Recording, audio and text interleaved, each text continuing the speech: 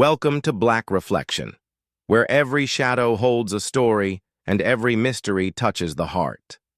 If you're here for tales that will move your soul and keep you guessing until the very end, you've come to the right place. Hit that subscribe button, smash the like, and don't forget to share this story with someone who believes in the power of unexpected connections. Ring that notification bell, because today's story will remind you that sometimes the most profound bonds form in the most unlikely circumstances. Now settle in as I tell you about Marcus and little Zara, and how 8 simple words changed 2 lives forever. The November rain fell in sheets across downtown Seattle, turning the sidewalks into rivers and driving most sensible people indoors. Marcus Blackwood pulled his wool coat tighter as he hurried toward the parking garage, his Italian leather shoes splashing through puddles that reflected the neon glow of the city's evening lights. At 38, Marcus had built an empire from nothing. Blackstone Industries was his brainchild, a tech conglomerate worth over $3 billion. He owned penthouses in 12 cities, drove cars that cost more than most people's homes, and commanded boardrooms filled with some of the sharpest minds in Silicon Valley.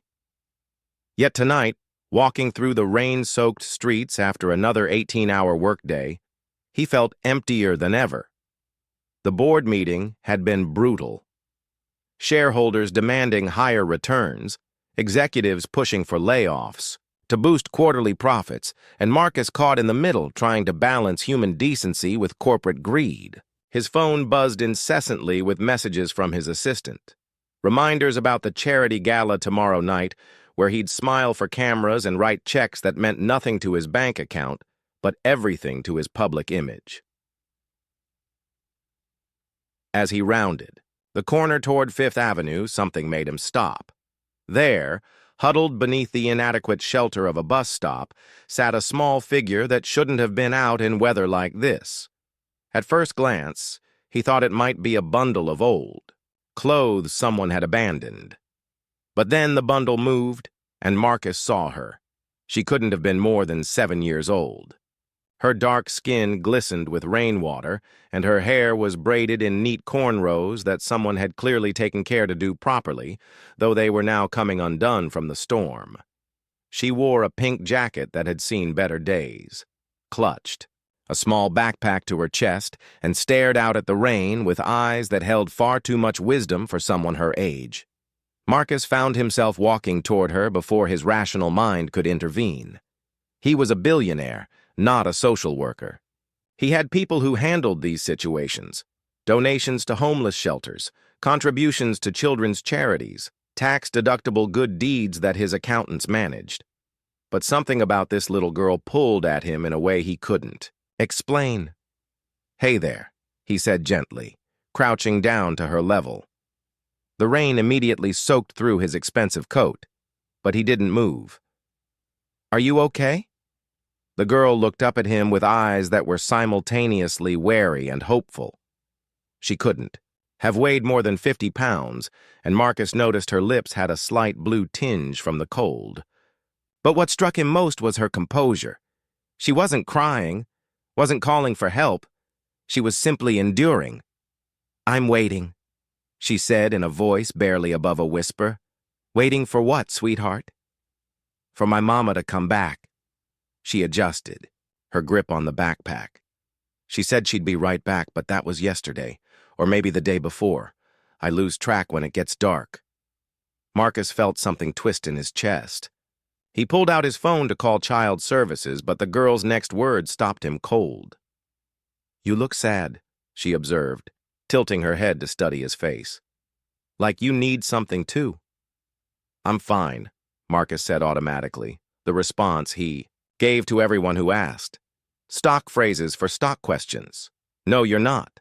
Her certainty was unnerving. "You have sad eyes. Rich people always have the saddest eyes." "How do you know I'm rich?" She gestured at his clothes, his watch, the way he carried himself. "Everything about you costs more than most people see in a year. But you're still sitting in the rain talking to me instead of going home to your big house. That means you're lonely." The observation hit Marcus like a physical blow. This child who had been abandoned and was living on the streets was reading him like a book that he thought he'd learned to keep closed. "What's your name?" he asked. "Zara. Zara Williams." "What's yours?" "Marcus." "Just Marcus?" "Just Marcus." He studied her face, looking for signs of recognition, but there were none. To her, he wasn't the Marcus Blackwood whose face graced magazine covers and business journals. He was just a sad man in expensive clothes sitting in the rain. "Marcus," she said, testing the name. "That's a strong name, like a king or something." "Where do you live, Zara?" "Right now?" "Nowhere." She shrugged as if homelessness was just another fact of life. "Before, we had an apartment on Pine Street, but Mama couldn't pay the rent after she lost her job at the diner. We stayed with her friend Carmen for a while, but Carmen's boyfriend didn't like us being there. Then we stayed in Mama's car until it got repossessed. After that," she trailed off, looking out at the rain. "After that, we found places, under bridges sometimes, the shelter when they had room. Mama always made sure I had somewhere warm to sleep even if she didn't." Zara's voice caught slightly. "She's real good at taking care of me. That's why I know she's coming back. She always comes back." Marcus felt his throat tighten. "Zara, how long has it been since you've eaten?" "I had part of a sandwich this morning. A nice lady at the coffee shop gave it to me when she saw me looking in the window." She opened her backpack and pulled out a small, wrapped bundle. "I saved half for later." The sandwich was soggy from the rain, and Marcus could see mold beginning to form on the edges. His heart broke a little more. "Listen, I know you're waiting for your mama, but you can't stay out here in the rain. You'll get sick." He stood up, water streaming from his coat. "There's a diner across the street. Why don't we go get you something warm to eat while we figure this out?" Zara studied him carefully. "Mama always told me not to go with strangers." "Your mama was smart to tell you that. But Zara, you're going to freeze out here, and I promise I'm not going to hurt you. I just want to help." She seemed to weigh her options, looking between the warm glow of the diner and the cold, empty bus. "Stop." Finally, she stood up, slinging her backpack over her shoulders. "Okay, Marcus, but just for a little while, in case Mama comes back looking for me." They walked across the street together, an unlikely pair. The billionaire in his $1,000 coat and the homeless child with her pink jacket and wise eyes. The diner was nearly empty, just a few late-night workers grabbing coffee and a couple in the corner sharing pie. Marcus chose a booth near the window so Zara could watch the bus stop. She slid across the vinyl seat, still clutching her backpack, and stared at the menu with wide eyes. "Order whatever you want," Marcus told her. "Anything. Anything." Zara's order was heartbreakingly modest: a grilled cheese sandwich, tomato soup, and chocolate milk. When the waitress asked if she wanted fries with that, Zara looked at Marcus uncertainly. "Fries, too," he confirmed, "and maybe some apple pie for dessert." While they waited for the food, Marcus tried to gather more information. Zara was 7 years old, in second grade at Lowell Elementary, or had been before she stopped going to school 3 weeks ago when they lost the apartment. Her mother, Keisha Williams, was 26 and had been working at Mickey's Diner until the owner decided to cut staff to save money. "She's real smart," Zara said proudly. "She can fix anything that's broken, cars, toasters, even people sometimes. She always says that everything can be fixed if you're patient enough and care enough to try." "She sounds like a wonderful mother." "She is." Zara's eyes filled with tears for the first time since he'd met her. "That's why I don't understand why she left. She never leaves me alone. Never. Even when she was real sick last winter, she still made sure I had everything I needed." The food arrived, and Marcus watched Zara eat with the focused intensity of someone who wasn't sure when their next meal would come. She ate slowly, savoring each bite, and carefully wrapped half the sandwich in napkins before putting it in her backpack. "For later," she explained when she caught him watching. "Zara, I need to ask you something, and I want you to think carefully before you answer. Do you have any other family? Grandparents, aunts, uncles?" She shook her head. "Mama's parents died before I was born. Car accident. And my daddy—" She paused, stirring her soup thoughtfully. "I don't have a daddy. Mama says he wasn't ready to be a father, so he went away before I was born. She says it's better to have no daddy than a daddy. Who doesn't want you? Your mother sounds very wise." "She is, but sometimes I wonder what it would be like. Having a daddy, I mean. Someone to help carry the heavy things and to fix stuff when Mama's too tired." She looked up at Marcus with those two old eyes. "Do you have kids?" The question hit him unexpectedly. "No, I don't." "Why not?" Marcus found himself giving her an honest answer, something he rarely did with anyone. "I guess I never found the right person to have them with. And then I got so busy with work that I forgot about things like family." "That's sad." "Why is it sad?" "Because kids are the best part of everything. Even when everything else is broken, kids make it better." She took another spoonful of soup. "Maybe you forgot because you never had one of your own. Sometimes you don't know what you're missing until you find it." They sat in comfortable silence for a while, Zara methodically working through her meal while Marcus wrestled with thoughts he'd successfully avoided for years.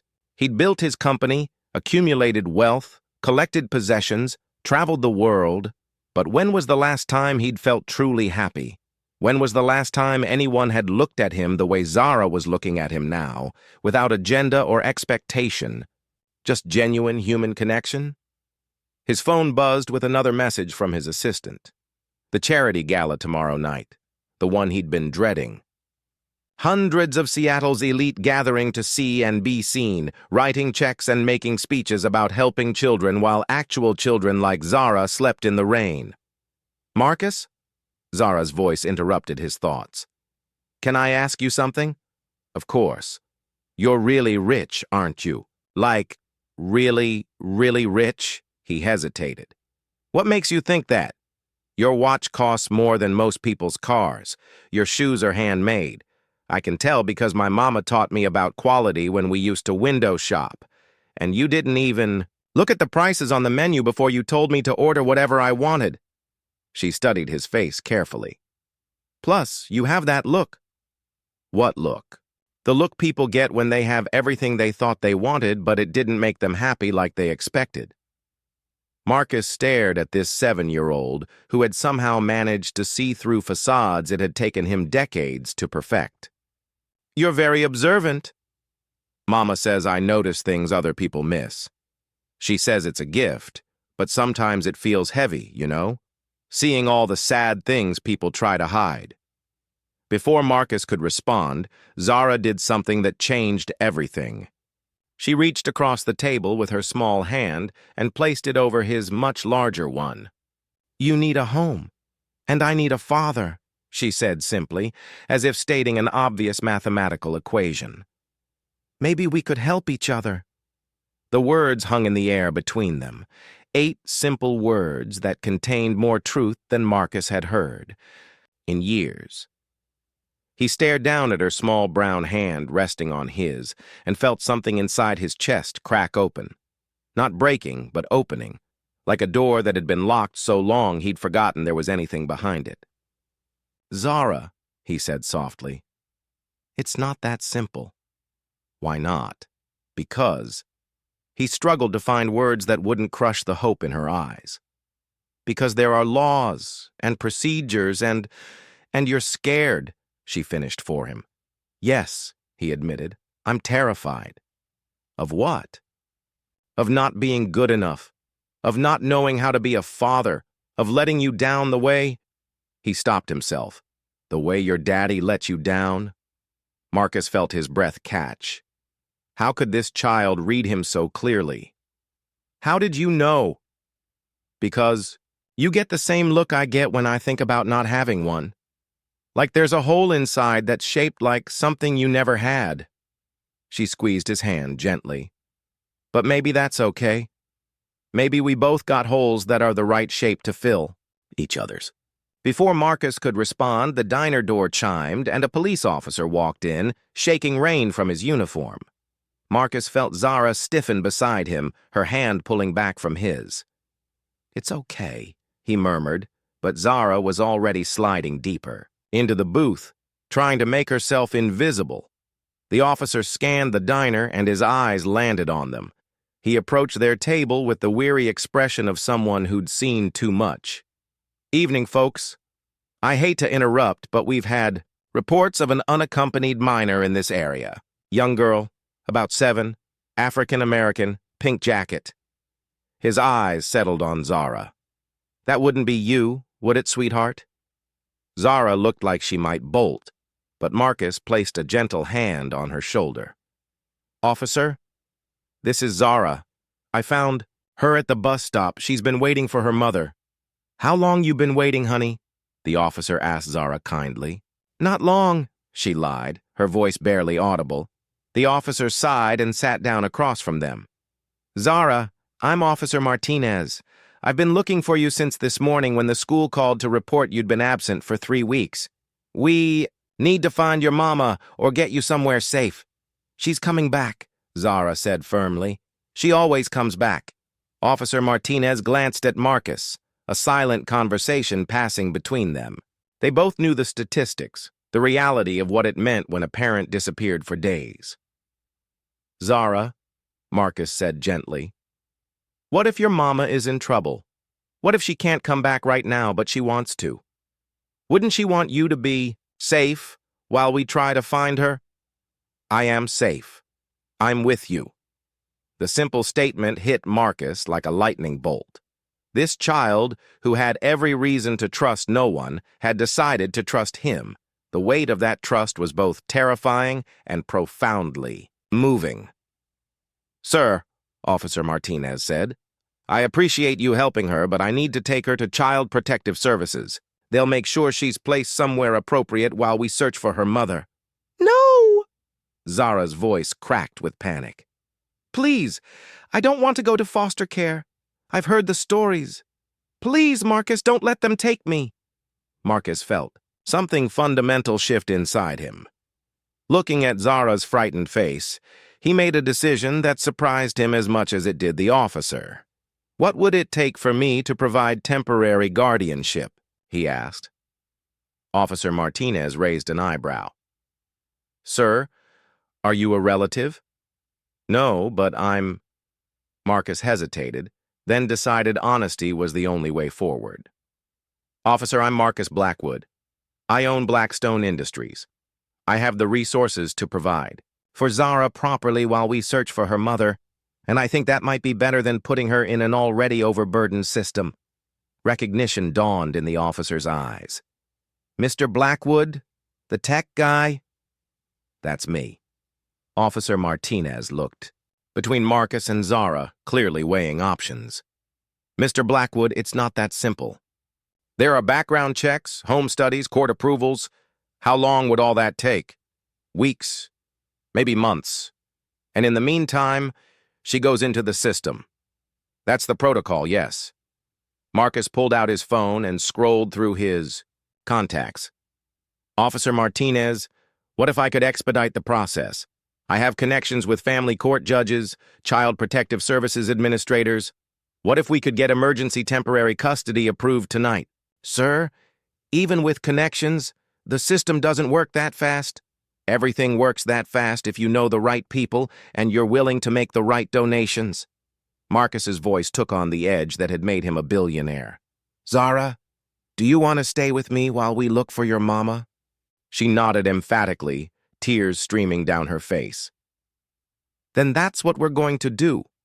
He looked at Officer Martinez. "I'll need you to escort us through the proper channels, document everything. I want this done legally and above board. But I'm not letting this child disappear into a system that's already failed her once." The next few hours were a blur of phone calls, paperwork, and bureaucratic maneuvering that Marcus attacked with the same intensity he brought to corporate mergers. By midnight, he had secured emergency temporary custody, passed an expedited background check, and satisfied enough officials to make the arrangement legal, if unusual. Zara fell asleep in the passenger seat of his Tesla as they drove through the empty streets toward his penthouse. Marcus glanced over at her small form curled up against the leather seat, still clutching her backpack, and wondered what he'd gotten himself into. His penthouse occupied the entire top floor of the Columbia Tower, with floor-to-ceiling windows, offering a panoramic view of Seattle's skyline and Elliott Bay. It was a monument to his success: minimalist design, expensive art, furniture that was more sculpture than seating. Everything perfectly arranged, nothing out of place, and absolutely no indication that a human being actually lived there. Zara woke up as the private elevator opened directly into his foyer. She stepped out slowly, her eyes wide as she took in the space. "You live here?" she whispered, as if speaking too loudly might break something. "I do." "It's like a museum." Marcus looked around, seeing his home through her eyes. Cold, sterile, beautiful in the way that expensive things were beautiful, but utterly without warmth. "Are you hungry?" he asked, realizing he had no idea how to care for a child. "A little." He opened his Sub-Zero refrigerator, which contained bottled water, leftover takeout from 3 days ago, and a bottle of champagne that had been there since his last business celebration. The pantry wasn't much better. Protein bars, coffee, and a bag of mixed nuts. "I'm going to call for groceries," he said, pulling out his phone. "At midnight? Money makes things possible at any hour." Zara explored the living room while he arranged for emergency grocery delivery, her small form dwarfed by the massive space. She stopped in front of the windows, pressing her face against the glass to look down at the city lights far below. "It's pretty," she said, "but don't you get lonely up here all by yourself?" "I'm usually too busy to be lonely. That's not the same thing as not being lonely. That's just being distracted from being lonely." Once again, her insight cut through his carefully constructed defenses. Marcus joined her at the window, looking out at the city he'd conquered but never really belonged to. "Zara, about what you said at the diner, about needing a home and a father. You know this is just temporary, right? Until we find your mama?" She looked up at him with those two wise eyes. "Is it?" "What do you mean? I mean, do you want it to be temporary?" The question caught him completely off guard. Did he want it to be temporary? 12 hours ago, he would have said absolutely. He was a bachelor, a workaholic, a man who measured success in stock prices and quarterly reports. He didn't know the first thing about parenting. But something had changed when Zara placed her small hand over his and spoke those 8 words.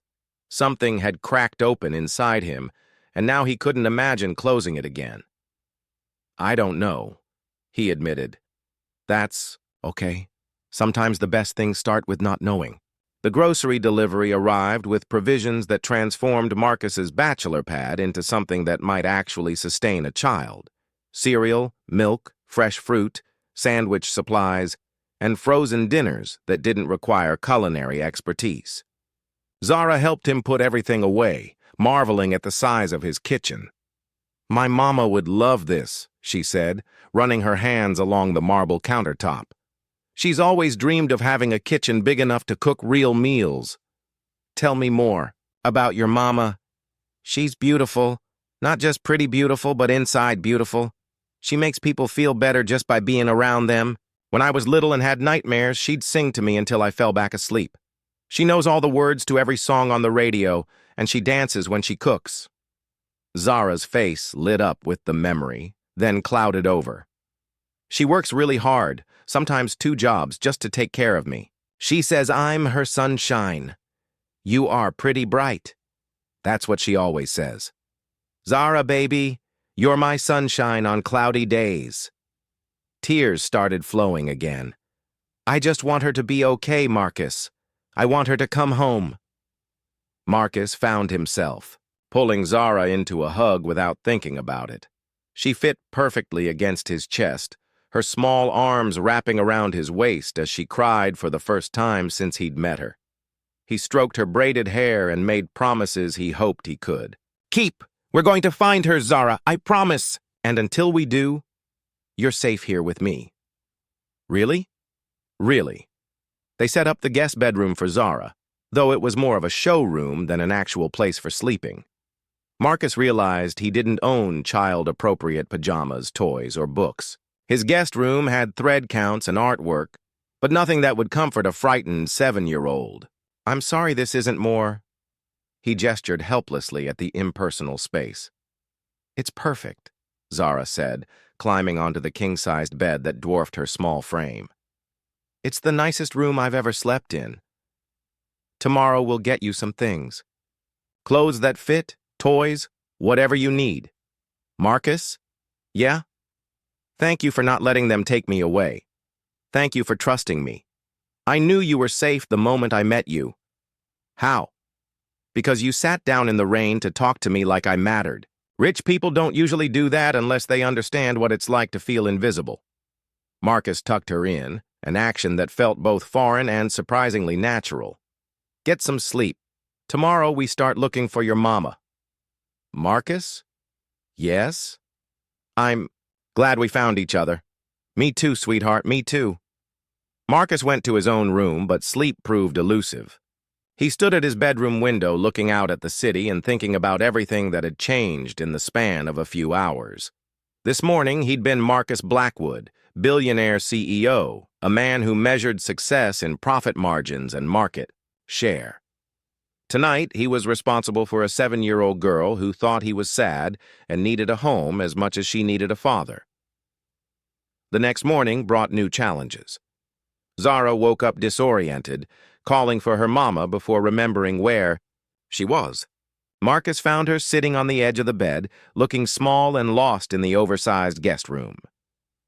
"Morning sunshine," he said, borrowing her mother's term of endearment. "Is this real?" she asked. "Or am I going to wake up and still be at the bus stop?" "It's real. You're safe." They had breakfast together, cereal and fresh fruit, while Marcus canceled his morning meetings and tried to figure out how to navigate this new reality. His assistant, Patricia, was bewildered by his sudden change in priorities. "Sir, you have the Morrison acquisition review at 10, the board meeting at 2, and the charity gala tonight. I can't just cancel everything." "Patricia, something has come up. Family emergency." There was a pause. "Sir, you don't have any family?" "I do now." The first order of business was finding Keisha Williams. Marcus hired the best private investigators money could buy and put them on the case immediately. He also contacted hospitals, shelters, and police departments throughout the region. Every resource at his disposal was now focused on finding one missing woman. While the professionals searched, Marcus and Zara went shopping. He'd never realized how much stuff a child needed: clothes, shoes, toiletries, toys, books, a proper backpack for school. Zara was overwhelmed by the abundance, trying to talk him out of purchases. "This is too much," she protested when he loaded the cart with art supplies. "I don't need all this. Every child needs crayons and coloring books. But it costs so much." "Money. Zara, I have more money than I could spend in 10 lifetimes. Let me spend some of it on you." "Why?" It was such a simple question, but it required Marcus to examine motivations he wasn't sure he understood himself. "Because you matter. Because every child deserves to have their needs met. Because—" He paused, struggling with words. "Because making you happy makes me happy in a way I'd forgotten was possible." That afternoon, while Zara napped on his couch, surrounded by new toys and books, Marcus got his first real lead. Detective Sarah Morrison, the investigator he'd hired, called with news. "Mr. Blackwood, I found something. Keisha Williams was admitted to Harborview Medical Center 4 days ago. She's in the ICU." Marcus felt his heart stop. "Is she—" "She's alive. But it's serious." Severe pneumonia complicated by malnutrition and exhaustion. She's been unconscious since they brought her in. How did you find her? She was brought in as a Jane Doe after someone found her collapsed in an alley downtown. No ID, no insurance, nothing to identify her. She's been listed as an indigent patient. I'm coming down there. Sir, there's something else. The hospital has been trying to find her next of kin because they need to make some decisions about her treatment. They were considering transferring her to a county facility. Tell them that's not happening. I'm covering all her medical expenses, and I want the best doctors Seattle has to offer on her case. Sir, that could cost, I don't care what it costs. Waking Zara up was one of the hardest things Marcus had ever done. She sat up instantly, reading his expression. You found her? She said. Yes. Is she? She's in the hospital. She's very sick, but she's alive. Zara was quiet during the drive to Harborview Medical Center, clutching her new stuffed animal, a small elephant she'd named Hope. Marcus had explained that her mother was sleeping and might not be able to talk, but Zara seemed to understand, more than her years should have allowed. The ICU was a maze of machines and monitors, each room containing someone fighting for their life. Keisha Williams was in room 314, connected to a ventilator and surrounded by equipment that beeped and hummed with mechanical precision. Marcus had seen the surveillance footage from the hospital's cameras, so he knew what to expect.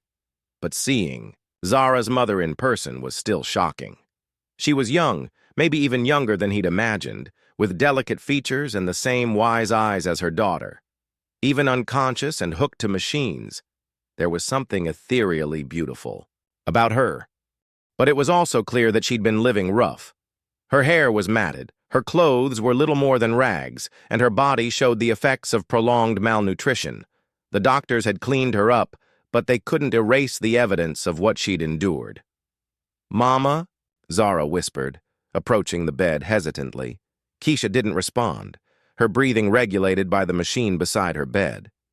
The doctor says she's fighting really hard to get better, Marcus told Zara softly. But it might take some time, canna?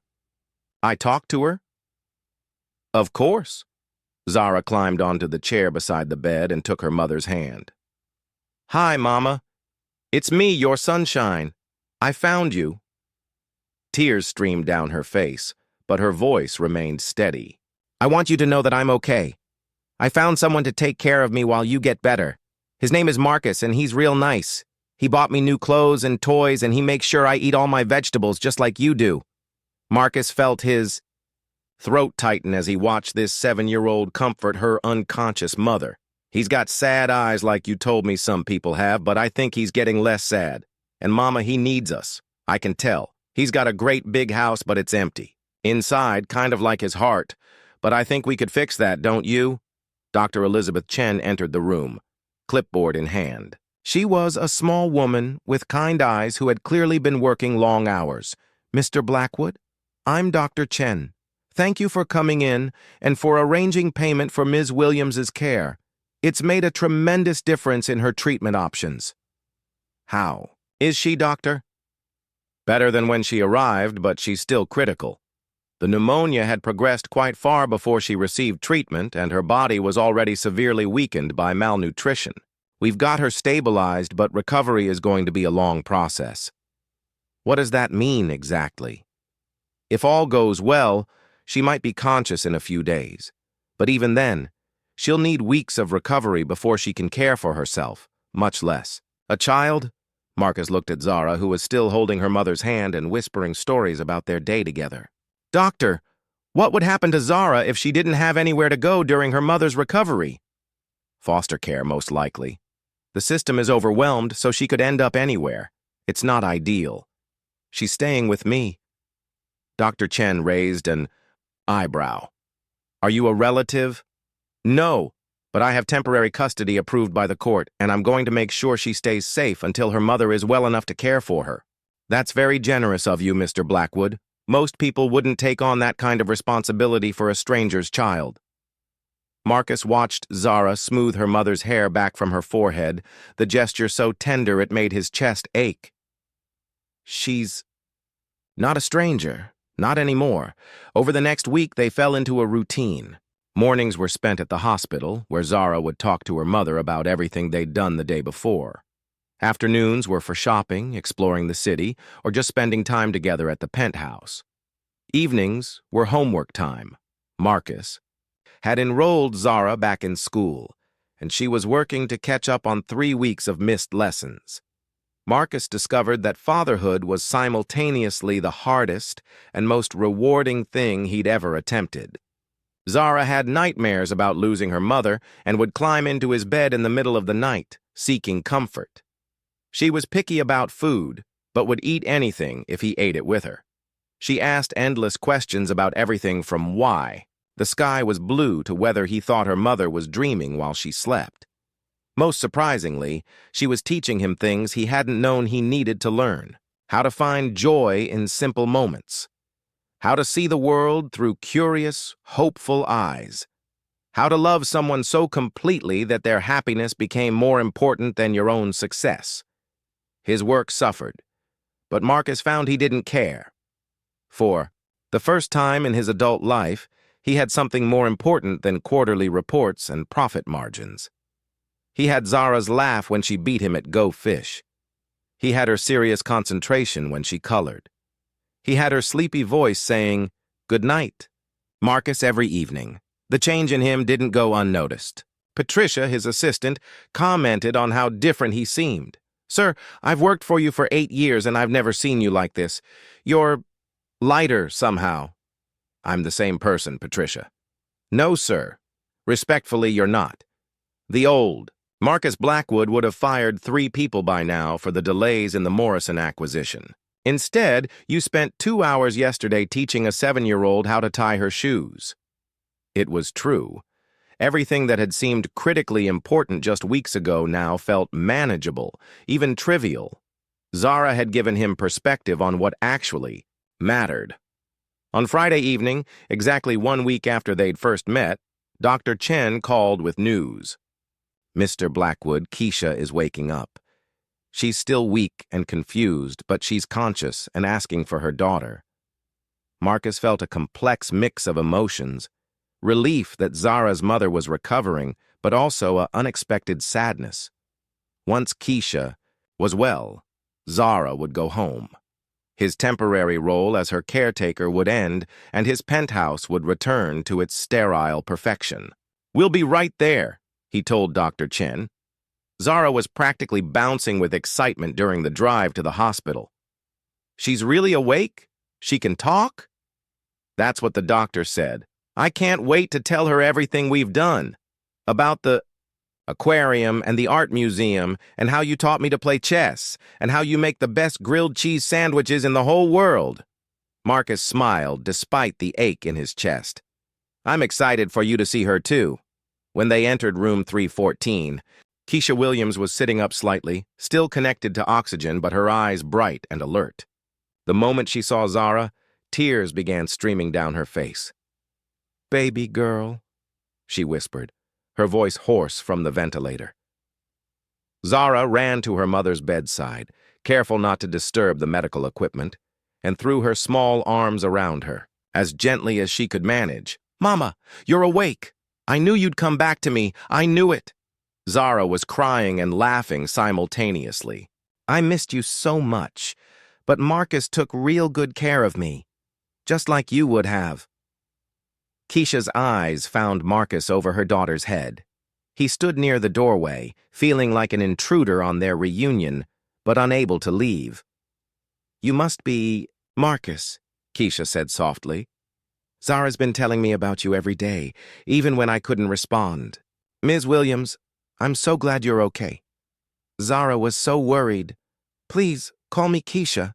She studied his face with the same penetrating gaze as her daughter. "Thank you for everything. I don't know how I can ever repay you." "There's nothing to repay. Taking care of Zara has been—" He paused, searching for words. "It's been an honor." Keisha looked between Marcus and her daughter, clearly seeing something that made her thoughtful. Zara, honey, can you go get me some ice chips from... The nurse, my throat is so dry. Sure, Mama. Zara bounced off toward the nurse's station, leaving Marcus alone with Keisha for the first time. Sit down, Keisha said, patting the chair beside her bed. Please. Marcus sat, unsure what to expect. She loves you, Keisha said simply. I love her too. She's an extraordinary child. Yes, she is. And you're an extraordinary man for opening your home to her. Keisha's voice was still weak, but her words carried weight. I need to know what happened. How did you find her? Marcus told her about that rainy night, about Zara waiting at the bus stop, about the 8 words that had changed his life. As he spoke, he watched Keisha's face cycle through emotions, gratitude, guilt, sorrow, and something that might have been hope. She said you needed a home and she needed a father, Keisha repeated when he finished. That sounds like my Zara. She sees things other people miss. She does. She saw right through me from the moment we met. And what did she see? Marcus considered the question. Loneliness, I think. A man who had everything and nothing at the same time. Keisha nodded slowly. I collapsed 4 days ago. I'd been sick for over a week, but I couldn't afford to stop working. I was doing day labor, cleaning offices at night, anything to make enough for food and maybe a motel room. But I got weaker and weaker, and finally, my body just gave out. You don't have to explain. Yes, I do. Because I need you to understand that leaving Zara wasn't a choice. I would never abandon my baby girl. Never. Tears flowed freely now. I told her I'd be right back because I was going to try to find work, but I collapsed 2 blocks away, and when I woke up here, I had no way to tell anyone about Zara. No ID, no phone, nothing. The guilt must have been unbearable. It was eating me alive. Every moment I was conscious, I was terrified about what was happening to her. Foster care, the streets, worse. She gripped his hand with surprising strength. You saved her life, Marcus, and maybe saved mine too, because I don't think I could have survived losing her. Zara returned with the ice chips, chattering about the nice nurse who had given her stickers. She climbed back onto the chair beside her mother's bed and launched into a detailed account of everything they'd done over the past week. And Marcus has this huge kitchen, Mama, with marble counters just like you always dreamed about. And he taught me to make pancakes that don't burn. And we went to the Space Needle, and you can see the whole world from up there. Oh, and he bought me so many books that we had to get a special shelf just for them. Keisha listened with wonder, occasionally glancing at Marcus with an expression he couldn't quite read. It sounds like you two have become quite the team, she said. We have, Zara agreed enthusiastically. Marcus says I'm the best chess partner he's ever had, even though I can't beat him yet. And I taught him how to braid hair, sort of. He's not very good at it, but he tries really hard. Zara, Keisha said gently, you know this was temporary, right? Just until Mama got better? Zara's face fell slightly. I know, but... She looked at Marcus, then back at her mother. Can't we all be together? The question hung in the air, loaded, with possibilities that seemed both wonderful and impossible. Marcus felt his heart racing. Over the past week, he'd tried not to think about what would happen when Keisha recovered. He'd focused on day-to-day care for Zara, pushing away thoughts about returning to his old life. Honey, Keisha said carefully, it's more complicated than that. Why? Because Marcus has his life and we have ours. But what if we could have the same life? Dr. Chen entered before anyone could respond to Zara's question, breaking the tension with medical updates. Keisha was recovering well, but it would be at least 2 more weeks before she could be discharged, and several more weeks after that before she'd be strong enough to work. Ms. Williams, Dr. Chen said, we need to discuss your discharge planning. Do you have somewhere to go when you leave here? The social worker mentioned there were housing issues. Keisha's face flushed with embarrassment. Not exactly. We were homeless when I got sick. I see. Well, there are some transitional programs, but the waiting lists are quite long. And with a child, she's staying with me until she's fully recovered, Marcus said firmly. Both of them. Dr. Chen looked surprised. Mr. Blackwood, that's very generous, but it's not generosity. It's family. The word slipped out before Marcus could stop it. Family? Was that what this was? This strange, wonderful, terrifying new configuration of his life? Keisha stared at him. Marcus, I know it's complicated. I know there are 1,000 reasons why it doesn't make sense. But Zara was right that first night. She needs a home, and I need... He looked at the little girl who had changed his entire world. I need both of you. You don't even know me, Keisha protested. I know you raised an incredible daughter. I know you worked multiple jobs and lived in your car before you'd let her go hungry. I know you taught her to see the good in people, even when life has given her every reason to be cynical. I know enough. Zara was looking between them with growing excitement. Does this mean we could really be a family? Like for real? Zara, baby, Keisha said softly. It's not that simple. Why not? It was such a simple question, but Marcus could see the complexity in Keisha's eyes. Pride, fear, uncertainty about his motives, worry about what accepting his help might mean. Because, Keisha said finally, people like Marcus don't just adopt people like us.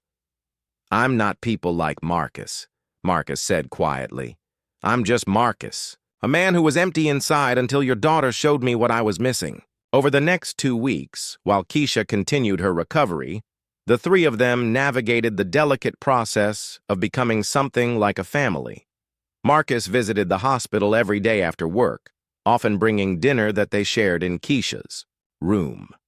Zara would do her homework at her mother's bedside while Marcus helped with math problems that challenged them both. Slowly, Keisha began to trust that Marcus's offer was genuine. She saw how he looked at Zara, how naturally he'd stepped into a parental role, how his entire life had reorganized itself around her daughter's needs. She also began to see what Zara had recognized immediately, that beneath his wealth and success, Marcus was fundamentally lonely and genuinely kind. Can I ask you something? Keisha said one evening after Zara had fallen asleep in the hospital chair. Anything. Why us? Why Zara? You could have written a check to charity and felt good about. Helping children. Why get personally involved? Marcus considered the question. I've been writing checks to charities for years. It never changed anything, at least not for me. But that night when I found Zara, when she looked at me and saw exactly who I was, he paused. I'd forgotten what it felt like to be seen, really seen. Not as a billionaire or a CEO, but as a person. And now? Now I can't imagine my life without her laugh in it. Without her questions, her observations, her way of finding joy in small things. She's taught me more about living in 2 weeks than I learned in 38 years. She has a gift. For that, Keisha agreed. Even as a baby, she could make people smile just by being herself. Like her mother. Keisha looked surprised. You don't know me well enough to say that. I know you raised a daughter who looks at homeless strangers and sees people who need help instead of problems to avoid. I know you taught her that everything can be fixed if you're patient enough and care enough to try. That tells me everything I need to know about who you are. They were interrupted by Zara stirring in her chair. Are you talking about me? She asked sleepily. Always, Marcus said, lifting her onto his lap. Your mama and I were just discussing how amazing you are. I'm not amazing. I'm just me. Sometimes that's the most amazing thing of all. The day Keisha was discharged from the hospital was both joyful and terrifying. She was weak but determined, and Marcus could see where Zara got her strength. He'd arranged for a physical therapist to come to the penthouse, and he'd converted his home office into a bedroom so Keisha wouldn't have to navigate stairs. This is too much, Keisha protested as he showed her around the space he'd prepared. It's not enough, Marcus replied. You're still recovering. Let me help. I don't want to be a charity case. You're not. You're family. That word again. It seemed to carry more weight each time he said it. Living together presented new challenges. Keisha was fiercely independent and struggled with accepting help, even when she clearly needed it. Marcus was used to solving problems with money and found himself frustrated when emotional issues couldn't be handled the same way. Zara was caught in the middle, loving them both and desperately wanting them to love each other. The breakthrough came 3 weeks later, on a Saturday morning when Marcus found Keisha crying in the kitchen. "What's wrong?" he asked, alarmed. "I can't do this," she whispered. "I can't take care of my own daughter. I can barely walk to the bathroom without getting winded. What kind of mother does that make me?" Marcus sat beside her at the kitchen island, the same spot where he and Zara had shared countless meals and conversations. "It makes you human," he said gently. "You got sick, Keisha. That doesn't make you a failure. I was homeless. I let my daughter sleep in the rain because I couldn't provide for her. You were doing everything you could in an impossible situation. And look at her." He gestured toward the living room where Zara was building an elaborate fort out of couch cushions. "She's happy, she's healthy, she's brilliant, and she's kind. That's because of you. Because of the mother you've been every single day of her life." "But now what? I can't work for weeks, maybe months. I have no money, no home, no prospects. How is that fair to her? How is that fair to you? Keisha, look at me." Marcus waited until she met his eyes. "I'm not helping you because I feel sorry for you. I'm not helping you because it makes me look good. I'm helping you because over the past month, you and Zara have become the most important people in my world." "Marcus, I know it's fast. I know it's complicated. I know there are 100 reasons why this shouldn't work, but I love your daughter like she's my own. And I'm falling in love with the woman who raised such an incredible human being." Keisha stared at him, tears streaming down her face. "You can't just say things like that." "Why not?" "Because I might believe you." "Good. Because I mean every word." Before Keisha could respond, Zara appeared in the kitchen doorway. "Are you guys okay?" "I heard crying." "Come here, baby girl," Keisha said, opening her arms. Zara climbed onto her mother's lap, fitting perfectly despite being 7 years old. "Mama, are you sad?" "No, honey, I'm scared." "Of what?" "Of hoping for something that might not be real." Zara looked at Marcus, then back at her mother with that serious expression she wore when she was working through something important. "Mama, remember what you always tell me about hope?" "What's that, baby?" "You say hope isn't about knowing everything will be okay. Hope is about believing it's worth trying to make things okay, even when you're scared." Keisha laughed through her tears. "When did you get so wise?" "I learned it from you. And from Marcus." Zara looked between them. "So are we going to try? To be a real family?" Marcus reached across the table and took Keisha's hand. "I'd like to try, if you're willing." Keisha looked at their joined hands, then at her daughter's hopeful face, then at Marcus with his sad eyes that weren't quite as sad anymore. "I'm terrified," she admitted. "So am I," Marcus said. "Me too," Zara added cheerfully. "But that's okay. The best adventures are always a little scary." 6 months later, Marcus stood in the lobby of the Seattle courthouse, adjusting his tie nervously. Today was the day they would make it official. The adoption papers that would legally make Zara his daughter and the marriage license that would make Keisha his wife. It hadn't been easy. There had been arguments about money, about boundaries, about how to blend their very different worlds. Marcus had to learn that love couldn't solve everything, and that sometimes the best help was simply being present. Keisha had to learn to accept support without feeling like she was losing her independence. Zara had to adjust to having 2 parents who sometimes disagreed about bedtimes and homework and whether ice cream for breakfast was ever acceptable. But they'd figured it out together. Marcus had scaled back his work commitments, bringing Keisha into the business as his partner once she was healthy enough to work. Her practical intelligence and ability to connect with people complemented his strategic thinking perfectly. Blackstone Industries was more successful than ever. But more importantly, Marcus had found balance. "You ready for this?" Keisha asked, smoothing Zara's dress. "Are you kidding?" Zara grinned. "I've been ready since that first night when I told Marcus he needed a home and I needed a father." "No second thoughts?" Marcus asked, though he was only half joking. Sometimes he still couldn't believe this was his life. "Only one," Zara said seriously. Marcus felt his heart skip. "What's that?" "I think we should get a dog." Marcus and Keisha laughed, the sound echoing through the courthouse lobby. "We'll discuss it," Keisha said. "That's parent speak for yes," Zara told Marcus confidentially. Judge Patricia Martinez, no relation to the police officer who had first found them, performed both ceremonies with warmth and humor. She'd been moved by their story during the preliminary hearings and had fast-tracked their case through the system.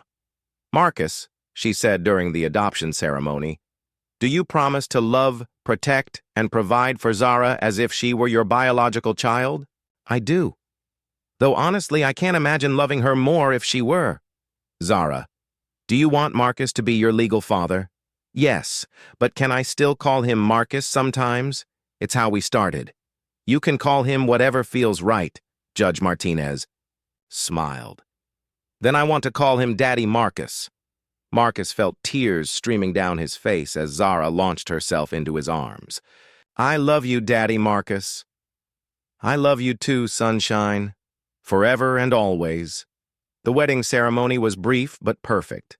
Marcus had offered Keisha the wedding of her dreams, but she'd chosen simplicity. Just the three of them, Judge Martinez, and the promise to love each other through whatever came next. "You may kiss your bride," Judge Martinez announced. As Marcus kissed his wife while their daughter cheered beside them, he thought about that rainy night when a small voice in the darkness had changed his entire world with 8 simple words. "You need a home and I need a father." She'd been right, of course. But what Zara couldn't have known was that in finding each other, they'd discovered something even more precious than what they'd been looking for. They'd found a family. 2 years later, Marcus stood in that same kitchen where Keisha had once cried about not being able to care for her daughter, watching his wife teach their 9-year-old how to make pancakes that didn't burn. Zara had grown taller, more confident, but she still had those wise eyes that could see straight to the heart of things. "Daddy Marcus," she called, "come help us. Mama says you're the best pancake flipper in the family." "That's because I had an excellent teacher," Marcus said, joining them at the stove. "Who taught you?" Zara asked, though she'd heard the story many times. "You did, sunshine. You taught me everything important." Blackstone Industries continued to thrive, but Marcus had restructured his priorities completely. He worked reasonable hours, took real vacations, and never missed a school play or parent-teacher conference. The business world had initially been skeptical of his transformation, but the results spoke for themselves. A happier CEO made better decisions, and a company with genuine work-life balance attracted the best talent. Keisha had become not just his partner in life, but his business partner as well. Her insights into employee relations and company culture had revolutionized Blackstone's approach to corporate responsibility. They'd launched a foundation focused on preventing family homelessness, and Keisha spoke regularly at conferences about the intersection of poverty, health, and family stability. "You know what I was thinking?" Zara said as they sat down to breakfast. "What's that?" Marcus asked, though with Zara he'd learned to expect anything. "I was thinking about that night when we met, when I said you needed a home and I needed a father." "What about it?" "I think I was wrong." Marcus felt a moment of panic. "Wrong how?" "I said we could help each other. But really, we helped each other become who we were supposed to be all along. You were always meant to be a daddy, and I was always meant to be your daughter. and Mama was always meant to be part of our family. We just had to find each other first. Keisha reached across the table and squeezed Marcus's hand. She's right, you know. Everything that happened, the homelessness, my getting sick, you being in exactly the right place at the right time, it all had to happen exactly the way it did for us to end up here. So you don't regret any of it? Marcus asked. Not the struggle, not the pain? How can I regret the path that led me to you? To this? Keisha gestured at their life. The warm kitchen, the family photos on the refrigerator, the sound of their daughter's laughter. Besides, Zara added with a grin, if none of that had happened, we never would have gotten Max.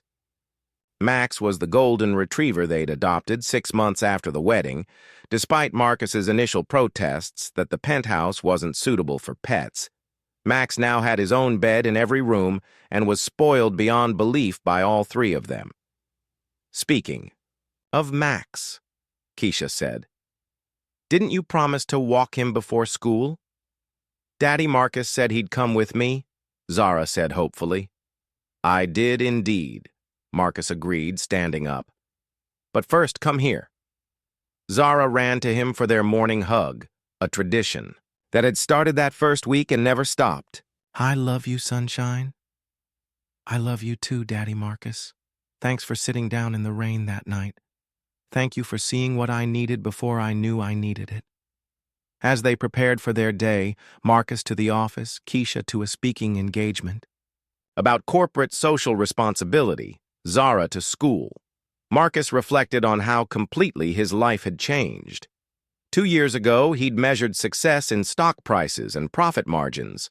Now he measured it in bedtime stories read, scraped knees, kissed, homework helped with, and family dinners shared. The penthouse had been transformed too.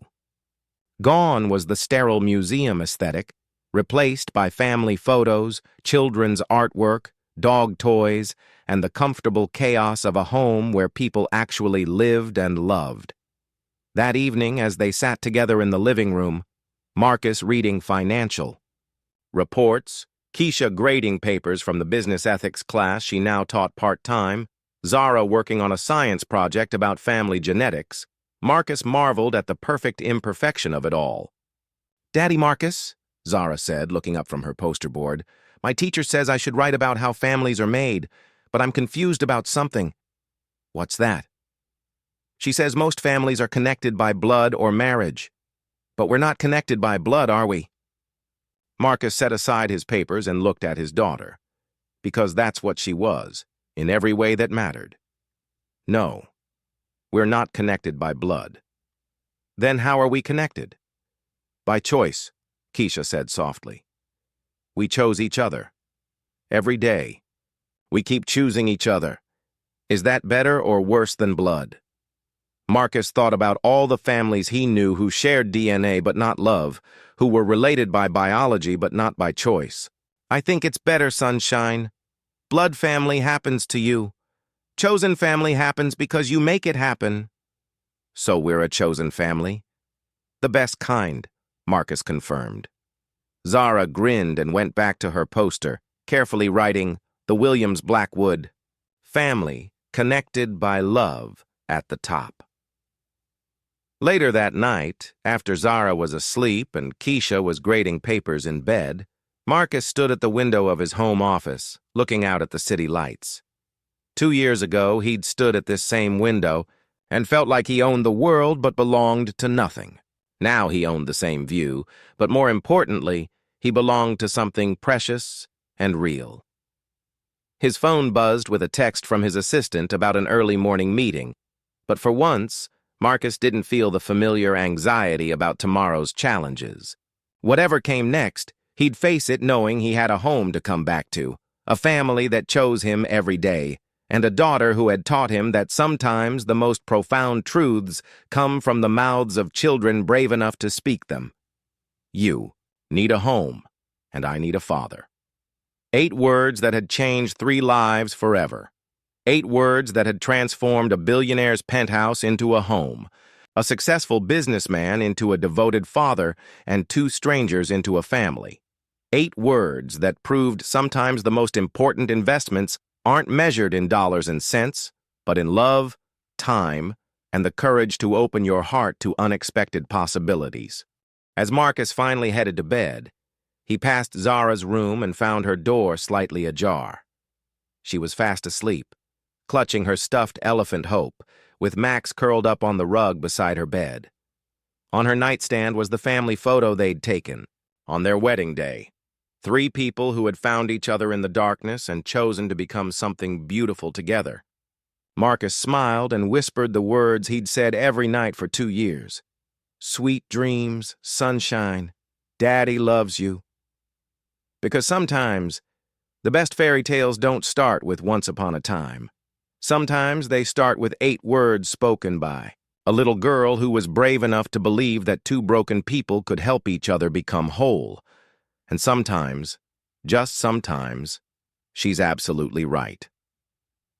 Thank you for joining me on this emotional journey with the Williams Blackwood family. If this story touched your heart, please hit that like button, share it with someone who believes in the power of chosen family, and subscribe to Black Reflection for more stories that remind us of the magic that happens when hearts are brave enough to hope. What did you think of Marcus, Keisha, and Zara's story? Let me know in the comments below. I love hearing how these tales resonate with you. Until next time, remember that sometimes the family you need is waiting for you in the most unexpected places.